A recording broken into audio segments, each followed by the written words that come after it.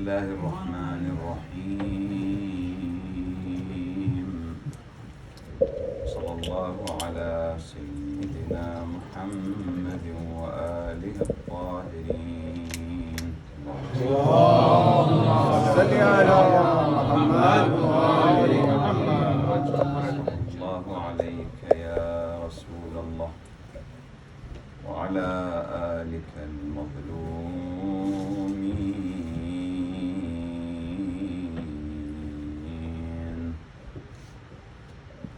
لا سيما إمامنا علي بن موسى الرضا الغريب المظلوم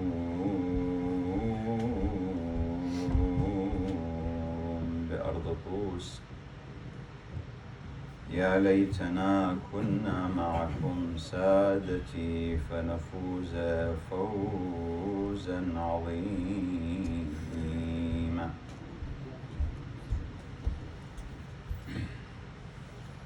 First of all, I would like to start the majlis by offering my condolences to you, brothers and sisters, inshallah, here I don't know. On the martyrdom anniversary of our 8th Imam, Al-Imam Al-Rida, salawatullah alayhi. اللهم صل على محمد وآل محمد. ताकि बाद में आने वाले लोग It's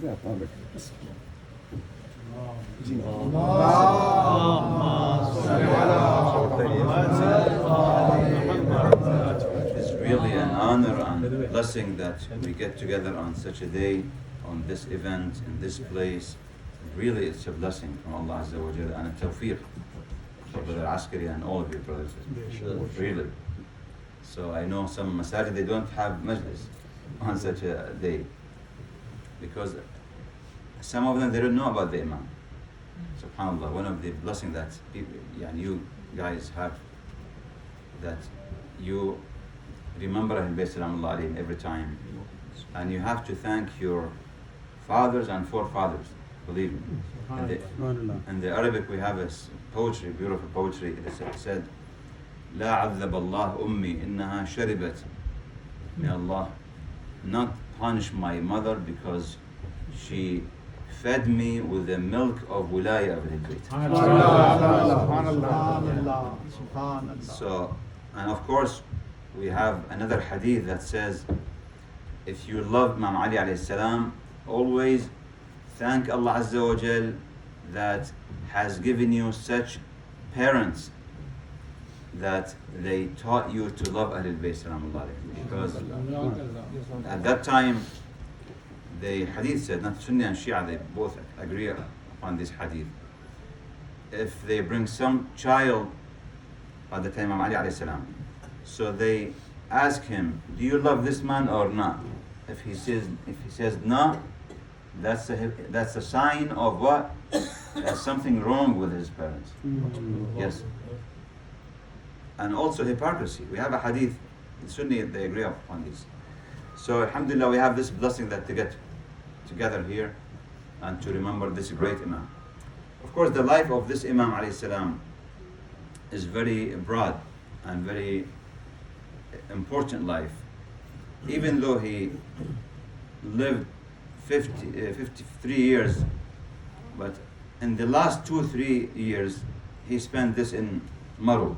And Maru, not Mashhad today, no. It was in Turkmenistan today. Maru, now if you go to Turkmenistan, there is a place. It was the capital of the Khilafah, the Abbasid Khilafah. So they moved from Baghdad to this place, but very powerful place. The Imam alayhi salam was summoned there. Of course, nobody likes to leave the Medina, but he was forced to go there and to spend his last years of his life in this city of Maru. And this is blessing, subhanAllah. This is Allah's plan.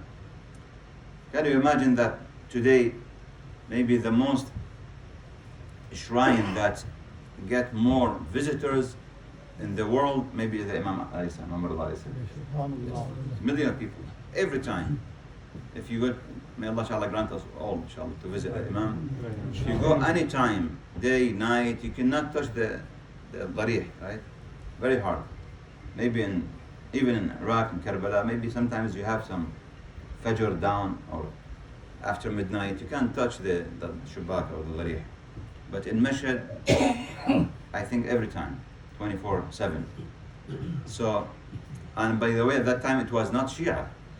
For Mashhad or Maru, they were Sunni, all of them. Few people, they come to visit the Imam. Because of the Imam, so the Shi'ism started, growing in this area. One of the important aspects of his life, salamullah alayh, the ethical and moral conduct of the Imam. Of course, we have a lot of things about the politics side of the Imam. The Wilayat Ahad and the successorship of Al-Ma'mun, or all this talk, inshallah, maybe we'll leave it. But the akhlaq of the Imam, very, very important. And I would take only one riwayah, Sheikh Saduq radhiyallahu alayh. He has a beautiful book called Uyun Akhbar Allah. Uyun means the beautiful thing. When you say the uyun of the human being, the eyes, the best thing that you can see through these eyes, everything, right? So he chose only these important riwayat, not everything. That's why I say Uyun. Uyun Akhbar Allah. He mentioned the hadith. One of these beautiful hadith, he mentioned that by Ibrahim ibn Abbas Sawli. Ibrahim, the narrator of this riwayah, his grandfather was a king in Jurjan today in Iran. Was a king before Islam became Muslim. So, it was too many, people, they come and left during the history, even in India, there were many Muslim and even Shia we have, right? In some, for example, in Lucknow, right? In Lucknow, it was Shia, an empire or something. So, at that time in Jurjan, there were a family called the king at that time. So Suli, his name is Suli. So his grandson is Al Abbas. So he became Shia, subhanallah, and he was a poet. He narrated this riwayah. He said, ما رأيت الإمام سلام الله عليه. I have never seen the Imam عليه السلام angered anyone. ما جفا أحدا قط. This is very important. By the way, we know this riwayat, but unfortunately, many of us, we don't practice it. That's very important. Jafa in Arabic, when you cut somebody, cut off with the ties with somebody else. It's Jafa. That's why the Arab, they are very well known of this, unfortunately, before Islam, and even today, unfortunately. Not all of them, of course. When we talk about the Arab, the rubbish that when, I don't know, 300 million now, they're nothing, zero. Okay, nothing. Yes, they're silent. So, but at that time, before Islam, they called jilfun jafi. When somebody enters, there is no etiquette, no akhlaq, no moral. They used to come to the Prophet ﷺ, and he was a prophet, he was a leader, he was the rahmah of Allah Azza wa Jal. They entered without any permission, without asking permission. إن الذين ينادونك من وراء الحجرات أكثرهم لا يعقلون. Those who come behind, the Prophet was living in a small house, right? Not like today. So small rooms called hujurat. Surah Hujurat, we have Surah Hujurat. So small rooms for the wives of the Prophet, and it was very, very humble and simple. So they come without coming from the door and knocking the door and ask permission. They say, Ya Muhammad, get up. No akhlaq, no adab, nothing. So the Prophet labeled them as jilf jafi, somebody who's rude, somebody who doesn't have akhlaq and moral, and this is يعني the Arab in the Jahiliyyah, they were known of this, unfortunately. So, al-jafa, if you sit with some people, and if they know that you are not from their race, for example, or nationality, they don't care about you. I know this, unfortunately. Many people, believe me. So, because even if you have the highest degree, doctor and whatever, they don't care. Oh, he's from this country, this is from this race, this is such and such. This is because of ignorance. If somebody is alim or respect himself, he would not do that, right? But for the ignorant people, unfortunately. So the Imam alayhi salam, regardless, he used to respect everyone. He never ever, this riwayah says, angered anyone, even if they accuse him, even if they attack him, even verbally, even they do anything, they harm him, he never ever replied. This is very hard today, brothers and sisters. Now if somebody comes to us, for example, God forbid, and said one word, not stranger, between the spouses. Some spouses now, they have, because of one word, they do divorce, right? One word. So you said this couple years ago, and she also says she said this word at that time. So if we want to learn from the Imam alayhi salam, I think this is enough for us. Believe me, we don't have to read anything. Yeah, we don't have to attend the ethic in the college class, because people, they attend ethic and all this, subhanAllah, without any benefit. I remember one of the author, his name Ahmed Amin, one of the Iraqi alim scholar. He doesn't have imam, of course, but he was a alim, real alim. So he has a book. I remember this many years ago. At-Takamul fil Islam, Takamul, to complete. So he wrote this book, I think 6 or 7 volumes. So he mentioned this story. He said, I was in London, maybe in 1950 or 40. I was in London, and I used to attend ethic in the university. So the professor was very good, in this class. But subhanAllah, one day, while I'm getting back from the school, so I saw him in the street, sleeping on his face in the street. So I approached him. What's going on? I said that he was drunk. The professor of akhlaq, he was drunk. Yeah, that's normal. Even now in America, I think that's very normal. You see policemen, they come and they give ticket to those who are driving with, alcohol. But after when they have, for example, a vacation, they drink. That's obvious. So the akhlaq is not only to have ilm. No, we have to apply these things. The riwayah says that the Imam, salamullah alayh, never angering anybody. And also he said, nor did I ever see him interrupting anyone. Now many people say, okay, let me tell a story. He said, okay, I know what you want to say. No, let me finish. Many people, they do this, unfortunately. Even with the ulama, don't think that only you or somebody. Even with the ulama, many times they ask question and somebody answer. I said, Baba, wait a minute. Yeah, I know you have knowledge. I know, because most of the time they want to show up. That's it. And we don't have this akhlaq, unfortunately. Not you, brother and sister. Of course, you have, alhamdulillah. But we talk about in general, societies, Muslim societies. If you now, for example, you bring 2 doctors, 2 professors, 2 whatever, on this TV show, live TV show. So you don't after they finish the program, for example, about politics, anything else, you don't know what did they say, because everyone interrupt the other one, every couple minutes. This is not the akhlaq of Islam, not Ahlul Bayt only. So the riwayah says, Ibrahim al-Sawli, he never ever interrupt anyone. This is one of the morals of this great Imam Salamullah. صل على محمد وآل محمد another thing that's maybe normal for some communities.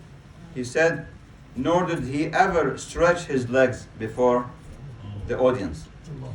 Of course, if some people they have problem, there is another issue. But I see today some of the youth, they don't have any problem. So they see somebody is old or alim or whatever, they extend their or stretch their legs. That's not akhlaq. He said never ever saw the Imam did this. ما مد رجليه في مجلس قط سلام الله عليه. Also, he said, I have never seen the Imam spit. This is some maybe normal practice. And some people they do it, unfortunately.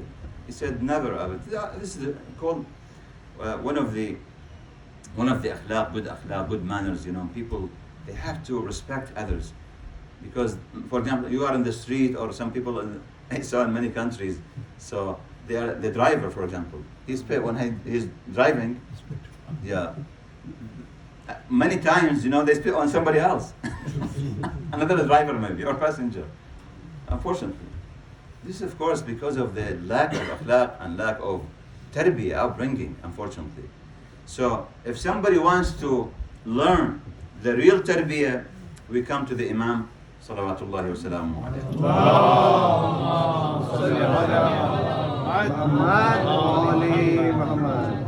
And he said when he was eating, before he eats, he invites everybody, because at that time it was slaves and everyone, the khadam, the servant. So he said invite them, all of them, and he never eat before they eat. Never. حتى البواب والسائس. The bawab, the bookkeeper, the doorkeeper, somebody who's standing in there like guard. And as-sa'is, the one who's taking care of the horses. It's called sa'is in Arabic. So even those people, he said, call them. Let them eat on the same sufra. Yeah. Because they asked him, okay, you were in Medina, and now the situation is different. Now you are the like Prime Minister, for example, the Wali Ahad, okay, Crown Prince. So change the etiquette now. It's not appropriate for you, because now you are representing the Khalifa. So he said, no, I never leave this habit. This is akhlaq of al-bayt. So he allowed them to sit on the same sufra, and he ate with them and he talked to them.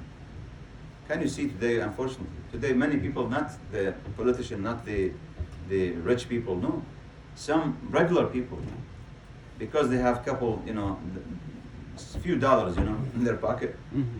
They have. I've seen this in many countries, and maybe in Gulf countries that's very obvious. So they have 3 or 4 people who serve them. Okay, they don't respect them as a human being. Maybe if you see or heard in Dubai, for example, in these countries, they put 50 people like mashallah, this gathering in one room. They sleep in one room, and they work under the heat of these countries, maybe 120. They work, and it's not allowed based on the law. They don't care about them. So the Imam alayhi salam, even at the time of his death, salamullah alayh, it's very, very, very important that they say he invites the servants, the slaves. And so he asked them, did you eat? After he took the poison, and he was suffering of the poison, he had a very high level of pain. He said, did you eat? He said, no, of course, nobody can eat, and we see you in this situation, it's very hard. He said, no problem. Bring the food here, and I will share with you. Allahu Akbar. That's why the Imam, one of the titles, Al-Imam Al-Ra'uf, the compassionate. Ra'fa, compassion. Al-Imam Al-Ra'uf, salamullah alayh. We ask Allah Azza wa Jalla, inshallah, to give us his ra'fa. He said in the hadith, very well-known hadith, من زارني على بعدي كنت شفيعا له أنا وآبائي. Anybody who visit me in Khurasan, because I'm stranger, because I'm so far from Medina, I will intercede for him, and also my fathers will intercede. The shafa'ah. May Allah Ta'ala grant us all the shafa'ah of the Imam. So this is part of the akhlaq of the Imam. Of course, we have a lot of things about his life, and this is impossible for anyone to talk about the akhlaq of the Imam and moral of the Imam.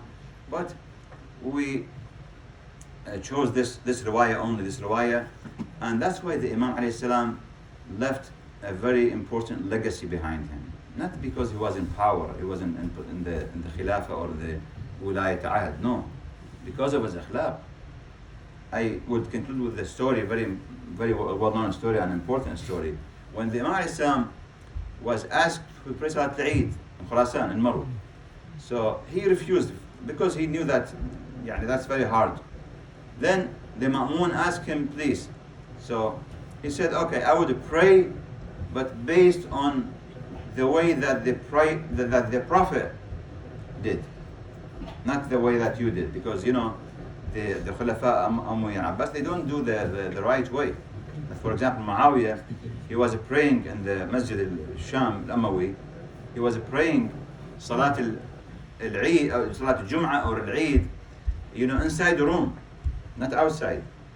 And that's not acceptable, of course. That's because he fears that somebody will assassinate him. Okay? And also because he cursed Imam Ali alayhi salam. Okay? People, they leave, because Salat al-Eid, for example, we have the Salah, then the khutbah, right? So he made the khutbah before to curse Imam Ali alayhi salam, then pray Salat al-Eid. Can you imagine? Subhanallah. So Imam alayhi salam, he asked him, okay, I will do it on the right and proper way. He said, okay, no problem. The Imam Salamullah alayhi, he wanted to show people the greatness of Islam, the greatness of Ahlul Bayt Salamullah alayhi. He didn't have any weapon, any army, nothing. The riwayah says that they say that Imam alayhi salam, when he left his house, he asked people who were living with him, the khadam and the servant of the Imam, just when I say Allahu Akbar, do takbir. That's it. The riwayah say that the Imam alayhi salam, he went outside of his house, so he said Allahu Akbar, because it's mustahab for the one who is going to the Eid prayer to wear a white clothes, okay, and also to walk on barefoot. So the Imam alayhi salam, he did takbir. Those people, the khadam, maybe a lot of people surround the Imam, they did the takbir. The Rawi, he was not Shia, the Rawi, the narrator, he said, by Allah Azza wa Jalla, I heard that the takbir also comes from the walls of the city. Subhanallah. Yes. فَظَنَنْتُ أَنَّ الْحِيطَانِ تُجَاوِبُهُ. The echo of the takbir, I heard this even from the walls.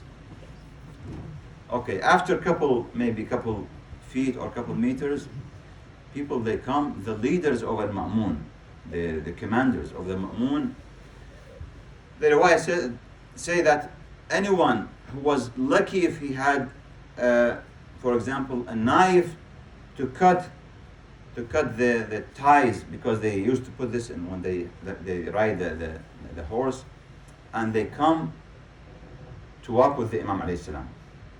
So he saw the Ma'mun, this is like protest, right? If the commanders, were not Shia, if the commanders of his army, the Imam Salamullah alayh attracted them. He said when he reached the mihrab, when he reached the masjid, maybe they will do the revolution against me. So he sent him a letter. He said, okay, thank you. You did your job, so go back. Don't pray. They fear the prayer of the Imam. Imagine. Today, believe me, today, people in this world, Muslim world, if they know the riwayat and fada'il of the Imams, by the way, this is from their books, not from our books. If they know the fada'il and the merits of these Imams, they would follow them. But unfortunately, they spend billions of dollars to distort the image of the Imams and the Shia. Until today. They say Shia, for example, misguided, Shia such and such, and they published millions of books. I remember from the revolution of the Islamic revolution in Iran until today, Allah Ta'ala knows, maybe millions of copies against Shia, but subhanAllah, see every day people, they love the Shia because this is Allah Ta'ala Allah Ta'ala plan, the divine plan of Allah Azza wa Jal. وَيَمْكُرُونَ وَيَمْكُرُ اللَّهُ وَاللَّهُ خَيْرُ الْمَاكِرِينَ. Yes. When Allah Ta'ala raised the Imam alayhi salam, all Imam salam Allah alayhim. Otherwise, imagine now, where is al-Ma'mun? Nobody knows, right? He's in Durkin. They say he passed away when he was young, subhanAllah. Maybe less than 40. Rashid Abbasi, his father, he was around 40. So they lost the dunya and the akhirah. When Rashid Abbasi, he was looking at the cloud, he says, أَيْنَمَا تَمْطُرِينَ يَأْتِ خَرَاجُكِ. Whenever you go far east or far west, the money, the tax will come to me. Yes? Big kingdom. Emperor. Okay? Maybe 50 countries of today's country. So at that time he was ruling such great and huge empire, but subhanAllah, nobody now cares about them. Nobody. Even Rashid Abbasi, now he's in Khurasan, you know, his grave in the same place of Imam Rida alayhi salam. But nobody knows about that. Nobody cares about him. Maybe some Iranians, they curse him. Bar Harun La'nat, they say. Yes. So, why? Da'ib al-Khuza'i, one of the poets, very well-known poet, he says, قبران في طوس. We have two graves in طوس. خير الناس كلهم وقبر شرهم هذا من العبر. He says one of the lessons of this life that you see the best human being and the most wicked human being in the same place. But he says neither the bad one harmed the good one, and neither the good one will benefit the bad one. ما ينفع الرجس من قرب الزكي ولا على الزكي بقرب الرجس من ضرري. No problem. Now we have people in Najaf, for example. Yes, it's good. We have riwayat if somebody buried in Najaf, that's very important. But we have some Ba'thi in Najaf, right? A lot of them, right? Most of the people in Iraq, they buried in Najaf, the Shia. A lot of them were Saddam, for example. So do you think that will benefit them? Na'udhu billah. Criminals like Saddam, same thing. That will not benefit them. كل امرئ رهن بما كسبت يداه. All this story about the good deed and bad deed. This is the issue. Anyway, Imam alayhi salam, in the last years of his life in Khurasan, Du'bil, the same poet, very well-known poet, he entered and he came and he said, "Oh Imam, I have a poem I want to say in front of you." Very beautiful and very important, poetry of this poet. So Imam alayhi salam was listening to this poetry. Then he gave him a hadiyah, gift. At that time, Ma'mun Abbasi, he made coin, but he put the name of the Imam alayhi salam. Yeah, the Imam from one side, Ma'mun, he said the Khalifa or Ma'mun Abbasi, then the successor, Imam Rida alayhi salam, they say La ilaha illallah, whatever. So that was very, very important. So he took this money, I think, to 20,000 dinar or dirham. So he took this, the poet, and he sold everyone with 10 in Qom, because it's a big amount of money. The other one, this Ibrahim al-Stawri, no, he kept them. He said, keep this when I want to get married, to give this as dowry for barakah. Yeah. Of course, Khudab al-Khuza'i, the Imam also, he gave him the jubba, the qaba, and when he reached to Qom, people, they took this from him for barakah. Yeah, so Imam alayhi salam, when he finished the poet, when he finished his qasidah, his poem, he said, "You want to add to your qasidah something else?" He said, "Yes, of course, that's my honor." He said, وَقَبْرٌ بِطُوسٍ يَا لَهَا مِن مُصِيبَةٍ. There is a qabr, he was alive, salam Allah. وَقَبْرٌ بِطُوسٍ يَا لَهَا مِن. There is a musibah, there is a disaster. There is a qabr, there is a grave in Khurasan, in Tus. He said, قَبْرُ man. So this grave for whom? He said, my grave. My grave. SubhanAllah. Imam alayhi salam, before he leaves Medina, the riwayah says, beautiful, it's very strange riwayah, that he collected his family, the whole family, and he made majlis aza on himself. Can you imagine? Imam al-Jawad, he was 6 or 7 years old. So he asked them to cry and to weep him before he died in Medina. Very hard, very hard, because he knew that he will leave Medina and there is no chance to come back to Medina. So he came to the grave of the Prophet ﷺ. He looked at the grave of the Prophet. He said, "Oh Rasulullah." He paid the salam, the greeting of the grave of the Prophet, and he left. Then he looked again, second time and third time, but he was forced. He said, "Oh Prophet of Allah Azza wa Jal,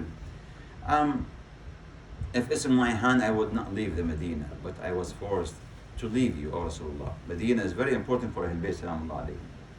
So he left the Medina, salamullah alayhi, and he left Imam al-Jawad alayhi salam, while the Imam weeping him, salamullah alayhi. 7 years old, he knew what's going on. He knew what's going on. Anyway, Abu Salt, one of the close companion of the Imam, he said, Al-Ma'mun al-Abbasi, he invited the Imam and he gave him the poison. Now we have riwayats of pomegranate, or the riwayat that say grape, anyway. So he gave him the poison, and when Imam took a couple of this food, he said, "Okay, let's have some more." He said, "No, that's enough. That will execute your plan, O Ma'mun." Okay. Hasbi, faqad iktafayt. Okay. Then he left. He told Abu Salt, if I come from this bad and this corrupt man, I'm covering your head, know that I am poisoned. اعلم أني مسموم. أجركم Allah. He came to his house and lay down on the bed, deathbed. Abu Salt al-Harawi, he said, Imam alayhi salam asked him to lock the door. He said, while I'm waiting, I'm crying, I saw a young boy in the house. I asked him, who allows you to enter the house because the door is locked? He said, إن الذي جاء بي من المدينة هو الذي جاء بي هنا. The one who allows me to come from Medina all the way to Khurasan, who gave me permission to come to my dad, my father, Imam al-Rida alayhi salam. قال من أنت؟ قال أنا إمامك الجواد. I'm your Imam al-Jawad. When Imam al-Rida saw his son, he hugged him, and both of them were crying. I say, "Oh Imam, at least you saw your son in the last moment of your life. What about your grandfather, Imam Hussein, when he hugged his son Ali al-Akbar in the battlefield and took him to the tent? Oh Imam al-Rida, at least people in Khurasan, they come to your funeral. They come and bury you with respect, with honor. But Imam al-Hussein stayed 3 days on the plain of Karbala. And Zainab left you, oh Hussein, looking at you. She said, "Oh Hussein, if it was in my hand, I will stay with you forever and die here. Oh Aba Abdullah, but I was forced to leave you. Assalamu alayka ya gharib. Assalamu alayka ayyuha ar-Rida ya ibn Rasulillah." إنا لله وإنا إليه راجعون. وسيعلم الذين ظلموا أي منقلب ينقلبون. Make dua inshallah for this. بسم الله الرحمن الرحيم. أمن يجيب المضطر إذا دعا ويكشف السوء. أمن يجيب المضطر إذا دعا ويكشف السوء. أمن يجيب المضطر